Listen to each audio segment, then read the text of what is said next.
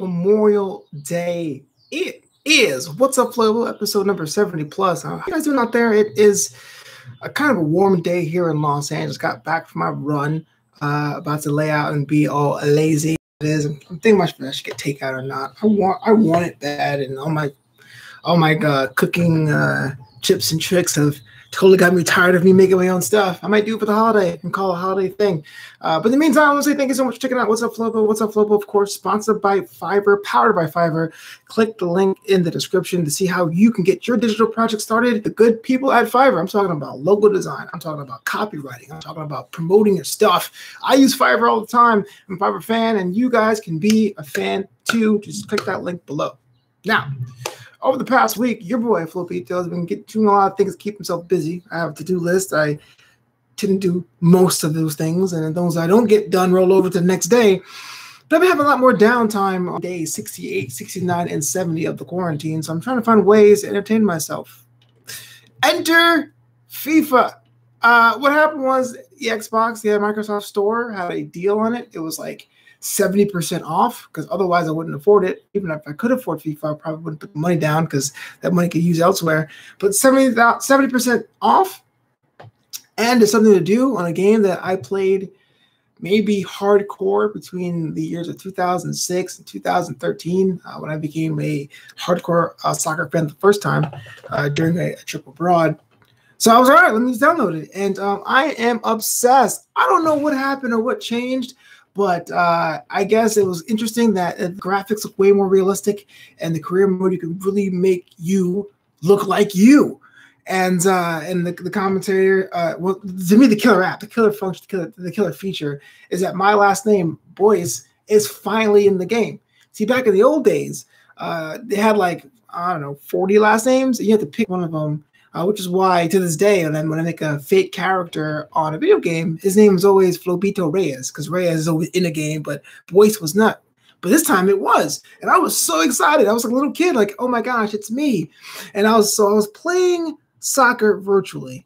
For those of you who know or care, my rookie year, I went to Australia as an American. I played in the Australian A-League for Melbourne City, and I got a transfer to Red Bull Salzburg my second year at a salary increase that's through the roof.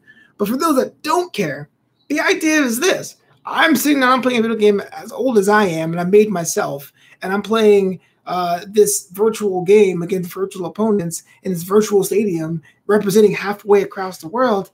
But I very much felt like it was me. I don't know if it was the commentary or the soundtrack or the sounds being pumped in the stadium, or the fact that they can call my name actually, or the fact that I was in a smaller league, a smaller club at 18 years old, and was so good, played so well, got a promotion to another place across the world, doing something that virtual me theoretically loves with his life.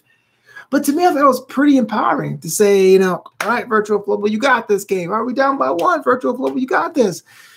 So yeah, I'm a number 9 striker and I make goals, but I was thinking about this on the grander scale.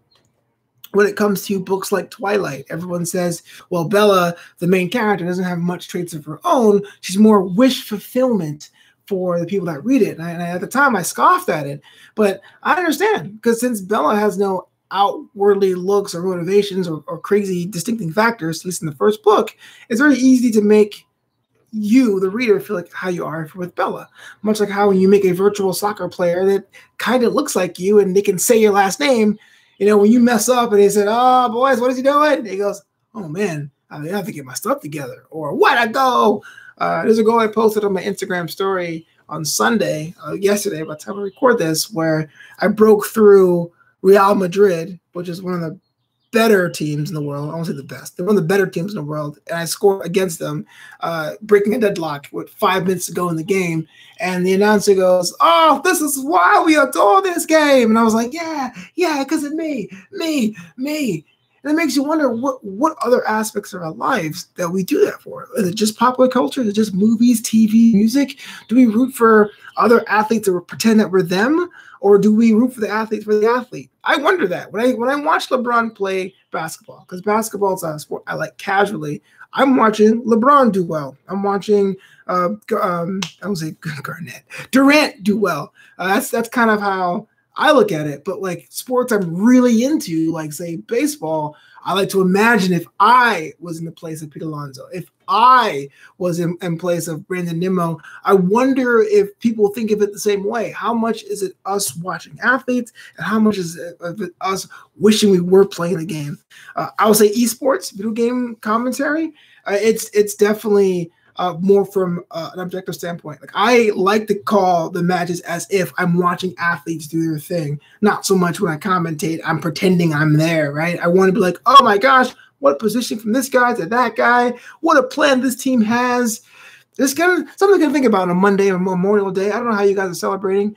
Me keeping it low, keeping it loose. Monday Night Raw is happening as normal, but the after show for AfterBuzz is postponed tomorrow. The office is closed, the studio is closed, so I'm pretty much going to lay out, watch the wrestling show casually, eat a couple bonbons. Just came back from my run, so I'm allowing myself to do that, and otherwise chill out. So thank you so much for checking out this edition of What's Up Flobo every Monday, Wednesday, and Friday for the time being.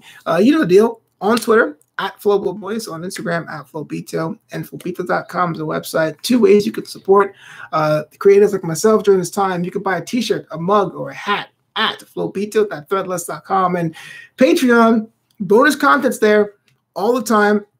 That's exclusive interviews. I'm actually doing this thing called Project Switch, where I'm outlining I'm journaling my journey and making my first ever comedy novelty song. It's called Alone in the Club. It's coming out June 3rd, wherever you stream. But if you're on Patreon, if you're a patron, you get early access to that song just because you guys are so awesome.